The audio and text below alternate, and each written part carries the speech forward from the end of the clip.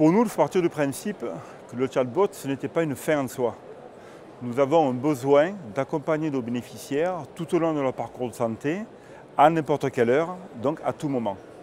Le chatbot, ça a été la réponse technologique afin de leur apporter la bonne réponse au bon moment, mais surtout dans un mode sécurisé, que j'appellerais un mode silo, puisque nous ouvrons beaucoup d'applications qui doivent répondre plus spécifiquement qu'une simple conversation.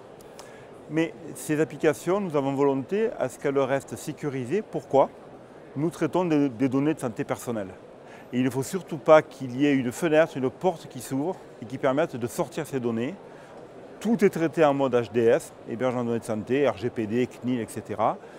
Et nous avons pu développer donc ce fameux chatbot qui est technologiquement, paraît-il, de ce que j'entends dire, assez novateur et dont nous attendons maintenant les retours, l'expérience pour avoir le retour de nos bénéficiaires. Le RGPD est une vraie question. Notre fonctionnement, c'est capter des données. Sans données, nous ne sommes pas travaillés. Nous ne savons pas analyser une facture, nous ne savons pas donner un accord de paiement, etc. Donc nous avons l'habitude de stocker des informations complexes, et c'est bien ce qui a été dit tout dernièrement sur le plateau, sur ce salon, à la base, avoir un socle de données qualifiées que l'on peut utiliser, que l'on peut analyser. Ça, nous l'avons. Nous avons des dizaines de millions de données de santé sur nos bénéficiaires.